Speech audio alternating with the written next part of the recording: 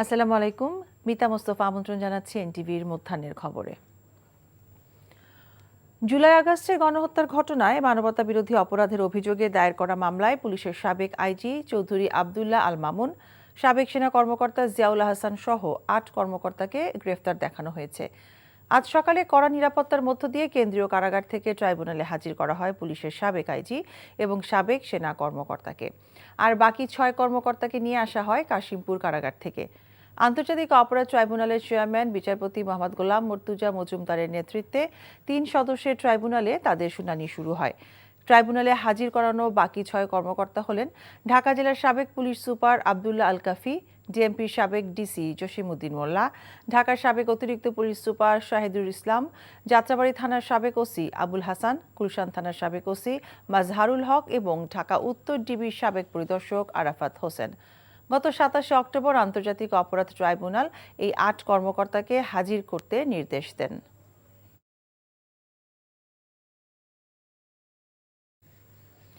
আরও খবর জানাতে আন্তর্জাতিক অপরাধ ট্রাইব্যুনালে আছেন আমাদের সিনিয়র করেসপন্ডেন্ট তামজিদ সুমন। আমরা সরাসরি যাচ্ছি তার কাছে। তামজিদ, শুনানি এখন কোন পর্যায়ে রয়েছে আর সার্বিক কি অবস্থা দেখছেন আমাদেরকে জানাবেন।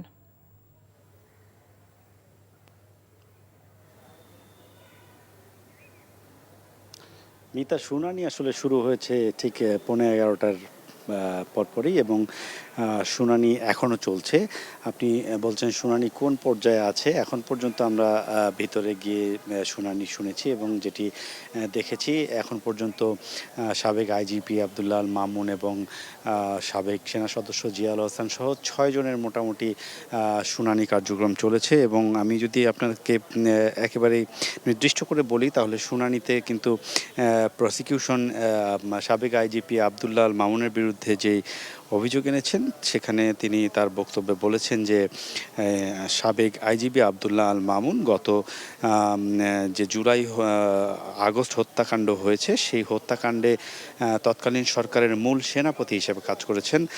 অর্থাৎ তিনি তার বক্তব্য উপস্থাপন করেছেন যে জুলাই আগস্ট গণহত্যার যেসব হত্যাকাণ্ডগুলো সংগঠিত হয়েছে সেগুলো সরাসরি আবদুল্লাহ আল মামুনের নির্দেশেই করা হয়েছে এরকম অভিযোগ এনেছেন। এবং পরবর্তীতে জিয়াউল হাসানের শুনানির যে বক্তব্য সে বক্তব্যে প্রসিকিউশন বলেছেন যে জিয়াউল হাসান পরিকল্পিতভাবে এই জুলাই আগস্ট গণহত্যার পরিকল্পনার সাথে জড়িত ছিলেন এবং তার বিরুদ্ধে অসংখ্য গুম এবং খুনের অভিযোগ আনা হয়েছে।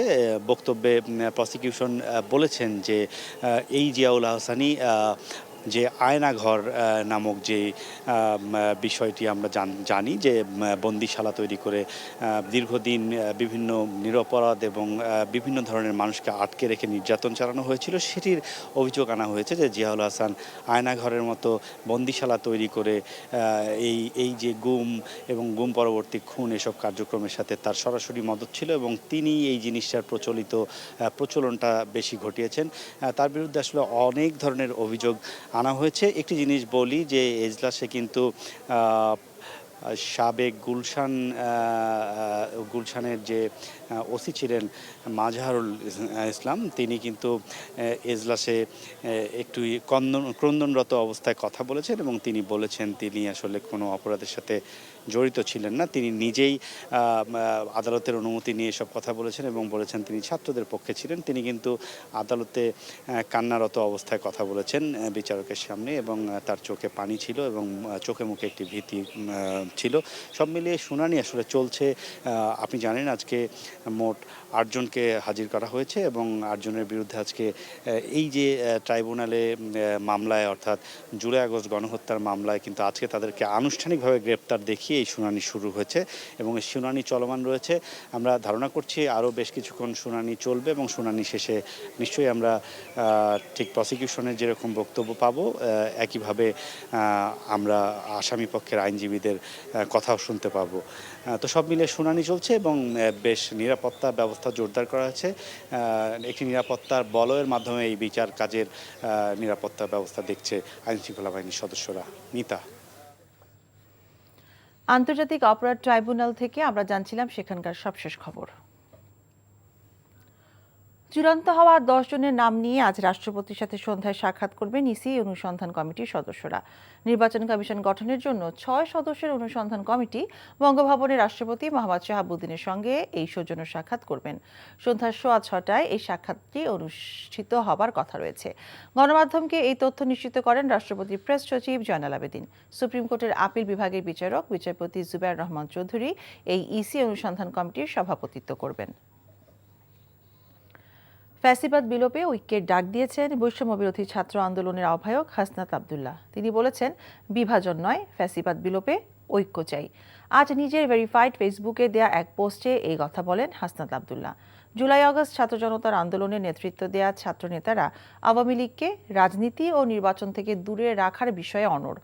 অন্যদিকে বৃহৎ রাজনৈতিক দল বিএনপি কোনো দল নিষিদ্ধের বিপক্ষে। এমন প্রেক্ষাপটে ফ্যাসিবাদ বিলোপে ঐক্যের ডাক দিলেন হাসনাত আব্দুল্লাহ। তিনি ফেসবুক পোস্টে লিখেছেন, বিএনপি জামায়াত সহ ফ্যাসিবাদ বিরোধী কোনো দলের সাথেই শিক্ষার্থীদের বিরোধ নেই। ফ্যাসিবাদী ব্যবস্থা বিলোপ এবং আওয়ামী সন্ত্রাসীদের বিচার নিশ্চিতকরণে এই মুহূর্তে ফ্যাসিবাদ বিরোধী সব রাজনৈতিক দলের ঐক্য অপরিহার্য। ভারতের সাথে বাণিজ্যের ক্ষেত্রে কোনো দূরত্ব নেই বলে জানিয়েছেন বাণিজ্য উপদেষ্টা বশিরউদ্দিন। সকালে রাজধানীতে ট্রেডিং কর্পোরেশন অফ বাংলাদেশ টিসিবির ট্রাক সেল কার্যক্রমের উদ্বোধন শেষে সাংবাদিকদের একথা জানান তিনি। বলেন, দীর্ঘমেয়াদে পণ্যমূল্য কমাতে রাজনৈতিক সদিচ্ছা জরুরি। মেজবা হাসানের রিপোর্ট। লাগামহীন বাজার একের পর এক পদক্ষেপ নেওয়ার পরেও নিয়ন্ত্রণে ব্যর্থ হচ্ছে সরকার।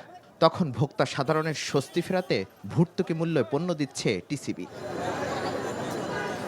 মূল্যস্ফীতির চাপে থাকা সাধারণ মানুষের কাছে পণ্য পৌঁছাতে দীর্ঘমেয়াদী চলা এই কার্যক্রমে 2 কেজি তেল, 5 কেজি চাল, মসুরের ডালের সাথে এবার যুক্ত হলো 3 কেজি আলু। 5 কেজি চাল পাইছি, 2 কেজি ডাল, 3 কেজি আলু, 2 কেজি তেল, 590 টাকা প্যাকেজ।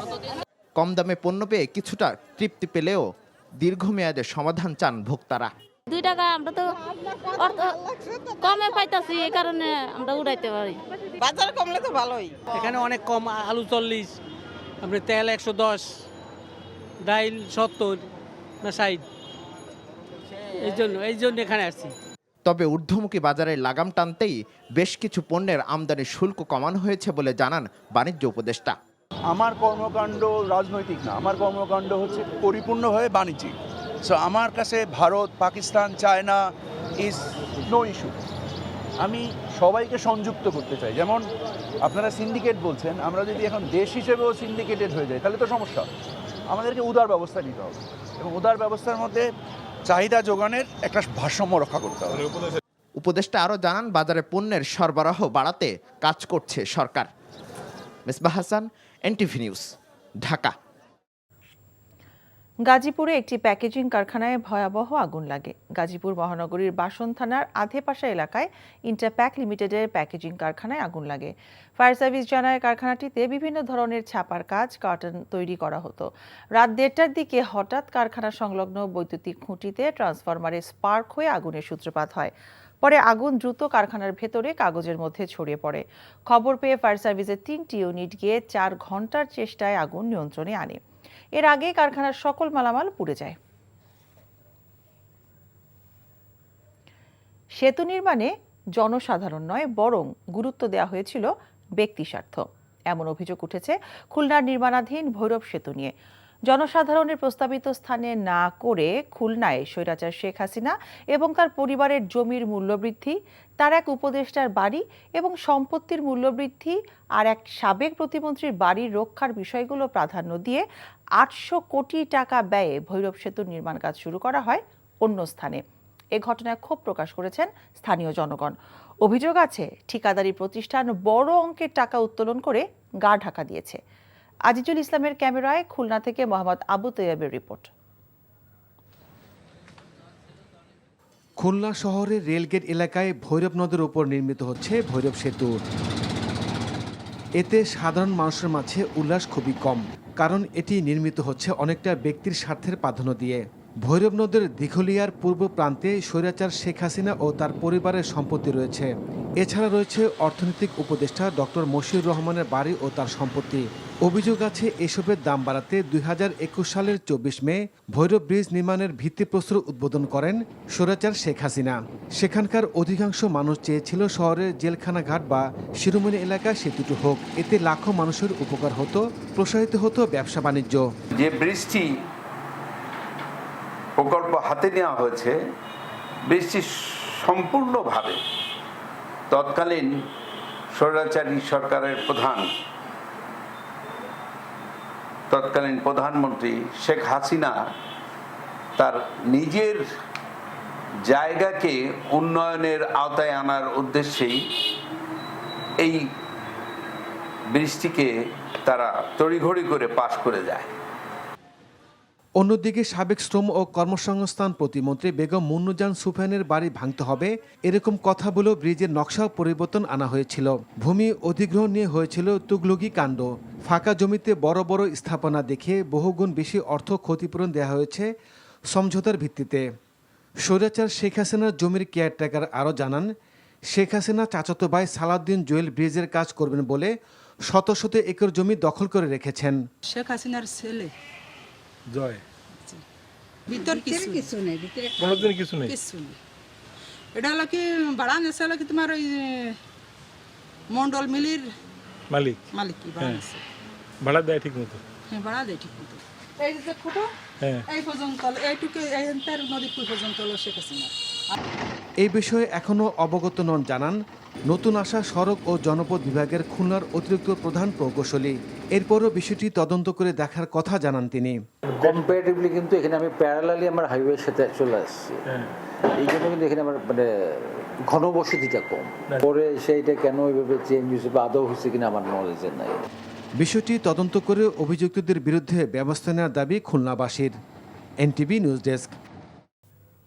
এই ছিল মধ্যাহ্নের খবরে। এই খবরের ভিডিও সহ আপডেট জানতে ভিজিট করুন এনটিভি অনলাইন www.ntvbd.com। এছাড়াও এনটিভি জনপ্রিয় সব অনুষ্ঠান ও খবরের আপডেট জানতে ভিজিট করুন আমাদের ইউটিউব ও ভেরিফাইড ফেসবুক পেজ। দুপুরের খবর দেখার আমন্ত্রণ রইল। সবাইকে ধন্যবাদ।